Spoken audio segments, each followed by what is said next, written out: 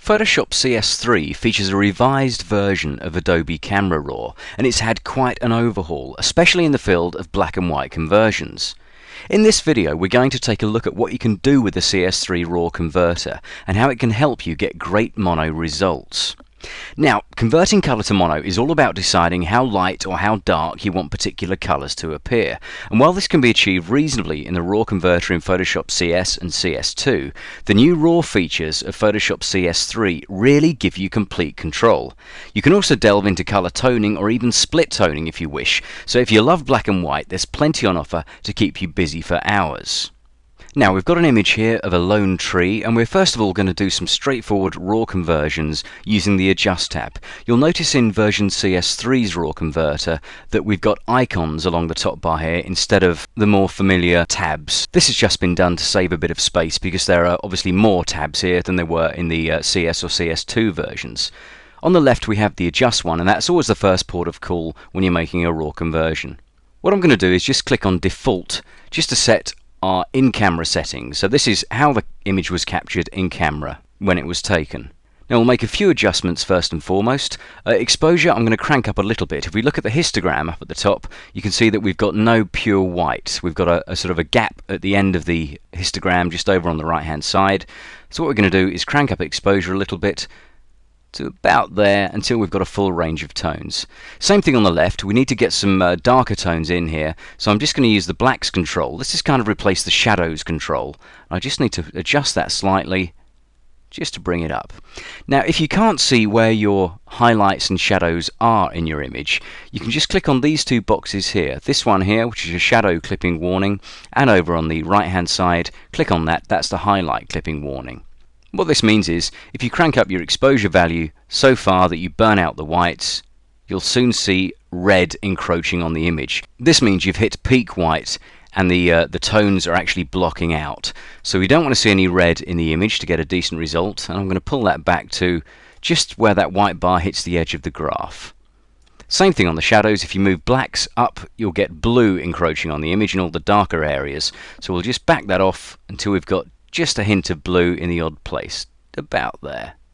So in the tree.nef file we've increased exposure to plus 1.45 and we've taken blacks up to about 11. Because we're looking specifically at mono conversions, that'll actually do for now, because what we're going to do is jump through to the mono conversion part of the CS3 RAW converter. So if you click on this tab here, this is the HSL/grayscale tab, click on that, and we get this nice colourful looking palette with a load of sliders. Now at the top of this palette we've got Convert to Grayscale. So long as you've got Hue selected, tick on the Convert to Grayscale box and you'll get a black and white rendition of the image.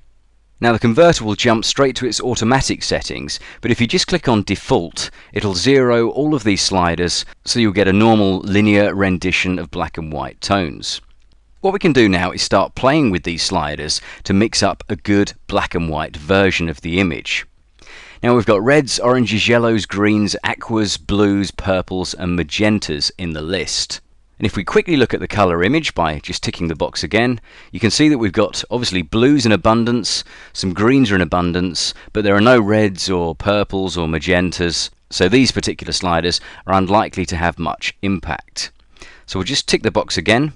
And we'll work first of all by clicking Default to zero all the settings, and then we're going to start on the blues. Now if we take the blue slider and move it to the left, all the blue pixels in the image will become darker. Move it to the right and they become much brighter. So we can actually control how dark we want the blue pixels in the image to appear just by moving this slider. The same thing for aquas. There'll be some aqua colours within the image, again within the sky, so we can back this off slightly to darken those tones if we wish to do that. You can see there a bit of a difference happening across this sort of mid-range area of the image. Yellows and greens, well, the sort of verdant greens you get in digital pictures contain a lot of yellow, so both of these are going to have an impact in the grassy area. Let's just have a look at that. Yep, if we slide the yellows to the left, we're going to get a very dark foreground. Same thing for the greens. That'll make it even healthier in those dark colours. And you can see there, because we've got our shadow clipping warning on, we can see some blue infringing on the green areas in the image because we've actually taken it all the way to pure black. So we can play with those sliders to get the kind of tones we want to see in our image. And oranges, there'll be a hint of orange in the tree as well, so we can actually use that to boost or cut those orange tones. You can see a little bit of difference coming through when we boost the oranges. As we said before, the reds are unlikely to have much impact at all. And you can see moving that slider to the left or the right doesn't really have any effect at all. And that's simply because there are no red pixels in the image. There's no red in the picture. The same thing for purples and magentas. They're not going to do very much, I don't think. No result there at all from purples, and I'd guess the same with magenta. No, nothing happening there with those ones. So in this particular image, because we've got a lot of blue, a lot of green, a lot of yellow and a bit of orange in the tree, they're going to be the sliders we need to concentrate on. And all you have to do is just mix up the kind of tones you like. There's no right or wrong with this technique. It's just moving the sliders to get the kind of black and white tones you want from the image you have. So we'll just do a quick mix, get those oranges going forth a bit more, that's okay. The yellows will move up to brighten the grass slightly. Aquas and blues will turn down, just to darken that sky. Don't want to make it too severe. Something like that should be good. There we go. Purples and magentas don't make any difference. So that looks a pretty good rendition here. We've got orange set to +84, yellows to -23, greens to -14, aquas to -74, and blues to -54. And the others simply don't matter. The red, purple, and magenta don't matter in this particular image. And once you're happy with the black and white mix, that's all you need do. Just click on Open Image at the bottom of the screen and that'll launch into Photoshop in its grayscale state. So these sliders give you a huge amount of control for making black and white pictures direct from raw files. But that's not all you can do, because if we click on the next tab, you'll find there are options for split toning. Now, split toning just means you can make the highlights a different color to the shadows in the image. So you can have the lighter parts toned one color and the darker parts toned another color. Let's just demonstrate it to see what we mean. First thing you really need to do is crank up the saturation a bit. You can see by taking that to round about halfway, about 50% in saturation, we have the hue here which is red, and that's giving a red tone across the image. It's actually just in the highlights, because if we do the same thing in the shadows, you'll see there we get that redness coming through into the shadows as well. Once you've done that though, what you can do is change the hue or change the color of the toning. So if we leave, for example, our highlights set to red as they are at the moment, we can then change the color of the shadows, perhaps to a cyan, something like that. Then we can even boost that a little if we want. And you can see here we've got a cyan sky because that's a dark part of the image. The grass too is fairly dark, so that's come through cyan, yet all the highlight areas have gone to a nice pinky red color. Once you set your colors this way, all you need to do is adjust the balance slider to decide on where you want the cutoff to appear between the red toning and the cyan toning. So if we move the balance slider to the left, we're going towards the darker parts of the image, and because our shadows are toned cyan, that will make the whole image go towards cyan, apart from the very brightest parts.